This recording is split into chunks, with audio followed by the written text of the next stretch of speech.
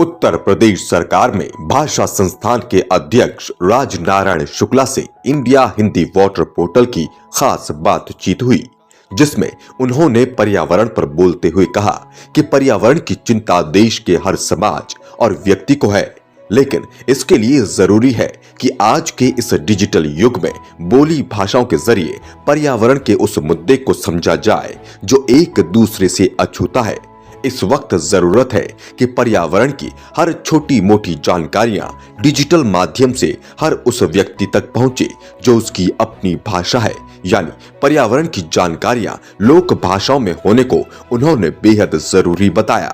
और India Hindi water portal से कहा कि मुख्यमंत्री के निर्देश पर वो ये काम बेहद ध्यान पूर्वक कर रहे हैं और क्या संदेश दिया इंडिया हिंदी वाटर पोर्टल के माध्यम से ये सुनने को देखिए राजनारायण शुक्ला के साथ ये खास बातचीत सिर्फ इंडिया हिंदी वाटर पोर्टल पर।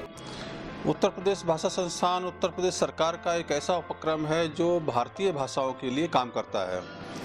सभी भारतीय भाषाओं के लिए, जो भारतीय भाषाएं संविधान में वर्णित हैं 22 भारतीय भाषाएं, उन सभी भारतीय भाषाओं के उत्कर्ष के लिए और उनके उन्नयन के लिए, आम जनता में उनकी लोकप्रियता के लिए, उनके साहित्य के उन्नयन के लिए और जो जीवन के उपयोगी विषय हैं, समस्त विषय जीवन के उपयोगी, पर्यावरण हो, चिकित्सा हो, प्रबंधन हो, विधि हो, इन सभी जीवन के विषयों के संबंध में हमें भारतीय भाषाओं में इन विषयों की सुगमता हो, इसके लिए काम करता है। और इसीलिए पर्यावरण को लेकर के भी उत्तर प्रदेश भाषा संस्थान ने ये काम किया है कि जो पर्यावरण का विषय है तो वो पर्यावरण की चिंता सारे देश के विद्वान कर रहे हैं, लोग कर रहे हैं, विशेषज्ञ कर रहे हैं, सारा समाज कर रहा है, लेकिन आम जनता उनके साथ कैसे जुड़े। भारतीय जो संस्कृति है उसमें ये पर्यावरण का विषय बहुत पहले से उनकी आत्मा में, उनके संस्कारों में डाल दिया गया है और लेकिन अब कई चीज़ें छूट रही हैं पर्यावरण की और इसी कारण से पर्यावरण में कई प्रकार की विसंगतियां आ रही हैं, तो उसको फिर से दोबारा से जोड़ना पड़ेगा आम जनता को जिस तरीके से, और इसके लिए भारतीय भाषाओं में और बोलियों में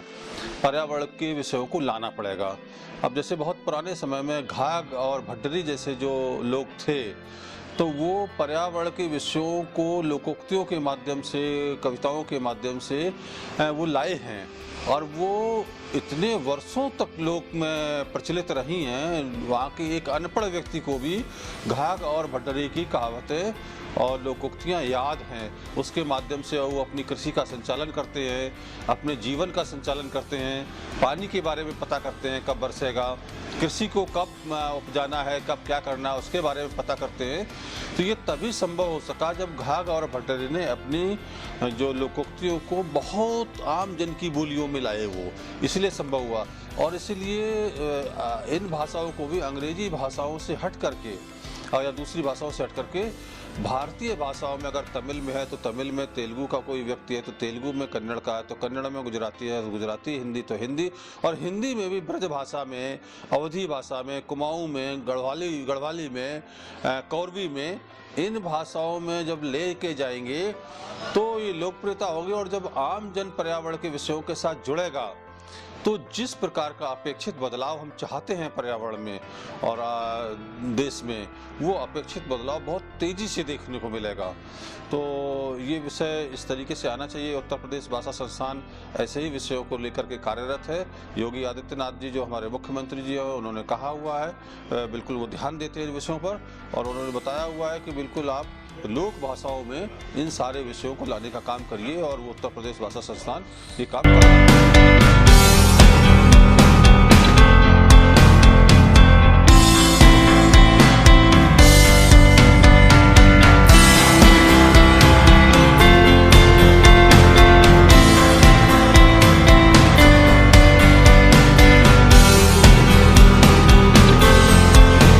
अभी तो बिल्कुल प्रारंभिक स्वरूप में है, उस पर ध्यान है।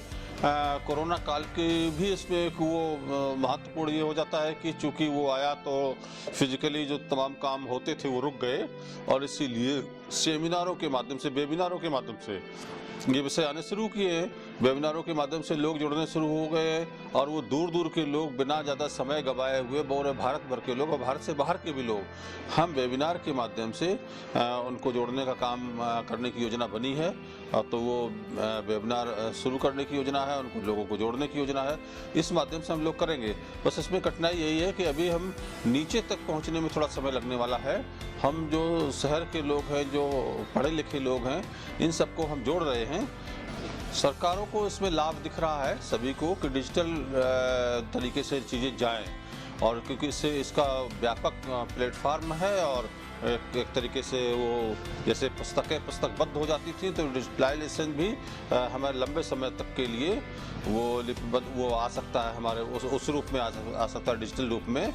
लेकिन अभी किताबों वाला पुस्तक लेखन का काम और दस्तावेजी काम ये बंद नहीं होगा, वो भी चल रहा है, वो भी होगा, वो होता रहेगा। ये चीज़ जुड़ेगी, अतिरिक्त रूप से जुड़ेगी, क्योंकि इसको जुड़ करके इसको बड़ा रूप लेने में भी अभी सरकारें योजनाएं बना रही है, हम भी योजना बना रहे हैं, समाज के तमाम वर्ग योजनाएं बना रहे हैं। लेकिन उसमें योजना बनते बनते भी समय लगने वाला है और वो हो रहा है। तो पुस्तक लेखन का काम और ये लेखन का काम भी चल रहा है, चलता रहेगा, और डिजिटाइजेशन की तरफ भी लोग बढ़ते रहेंगे। वो काम हम भी कर रहे हैं और बाकी लोग भी कर रहे हैं, लेकिन पुस्तक लेखन को हमने रोका नहीं है, वो भी बढ़ रहा है, वो भी चल रहा है। इन्हीं विषयों पर हम ध्यान दे रहे हैं, इन्हीं सारे विषयों पर कि भारतीय भाषाओं में ये विषय ज़्यादा से ज़्यादा आए। तो उसके लिए हम जाने वाले, हम तो यहाँ तक उत्तर प्रदेश भाषा संस्थान की योजना है कि अगर इन विषयों के लेखक हमें मिलते रहते हैं, हम लगातार बोलते रहते हैं, तो इन विषयों पर लिखने वाले जो लोक भाषाओं में लिखने वाले अगर लोग मिलते हैं तो लेखकों को हम प्रोत्साहित करते हैं, हम उनसे लिखवाने के लिए देते हैं, और उनकी पुस्तकें जो लिख रहे हैं तो लिखने के लिए प्रकाशक नहीं मिलते। कई बार लोगों की शिकायत रहती है कि हम लिख तो दें लेकिन हमारी पुस्तकें प्रकाशित कहाँ होंगी। तो वो उत्तर प्रदेश भाषा संस्थान ऐसी पुस्तकों को प्रकाशित करने के लिए भी संकल्पित है, उन पुस्तकों को हम प्रकाशित करने के लिए तैयार हैं। जितना भी लोग छोटी छोटी बड़ी बड़ी पुस्तकें जो भी आएंगी इन विषयों की, उसको कृषि के बारे में, पर्यावरण के बारे में, मुहावरों के बारे को लेकर के, लोकोक्तियों के रूप में, कविता के रूप में, निबंध के रूप में, जिस रूप में भी लिखना चाहें, जिस रूप में भी लेखक अगर हमें मिलते हैं तो हम उनको उस रूप में ही पुस्तक लिखवा करके उनको प्रकाशित करने की योजना है। न केवल प्रकाशित करने की योजना है, बल्कि हम इस चीज़ से भी मुक्ति देते हैं कि उनको खर्च करने के लिए ये पुस्तकें बहुत महंगी हो गई समाज में। अगर पुस्तक के रूप में आती है तो पुस्तक महंगी मिलती है, महंगी मिलने के कारण से लोग उससे हटते हैं, पुस्तक खरीदते नहीं। पुस्तक मेले की ये आम शिकायत रहती है कि लोग पुस्तक खरीदते नहीं है। उत्तर प्रदेश भाषा संस्थान इनको सभी लाइब्रेरियों में, देश की सभी लाइब्रेरियों में, उत्तर प्रदेश की लाइब्रेरियों में,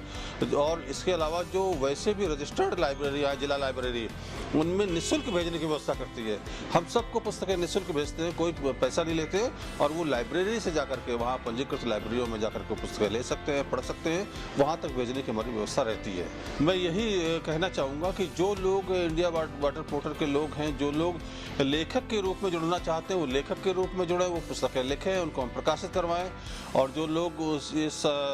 रूप में जो योगदान देना चाहते हैं, समाज को जो योगदान देना चाहते हैं, वो भी उस तरीके से जुड़े। और उत्तर प्रदेश भाषा संस्थान उनकी हर प्रकार से सेमिनार के माध्यम से, वेबिनार के माध्यम से लोगों को बताने के लिए हर प्रकार से हम अनुदान देते हैं, हम उस तरीके से भी सहायता करते हैं। तो इस प्रकार से, सभी प्रकार से सहायता करते हैं। इस काम को तेज़ी से बढ़ाना चाहिए, और मेरा यह कहना है कि बताने के स्तर से लेकर के, सुनने के स्तर से लेकर के आम जनता किस तरह से सहभागी हो। जब तक आम जनता व्यापक रूप से सहभागी नहीं बनेगी, कोई बड़ा परिवर्तन नहीं आता है। हम छोटी मोटी काम करते रहते हैं, बड़े परिवर्तन के लिए आवश्यक है।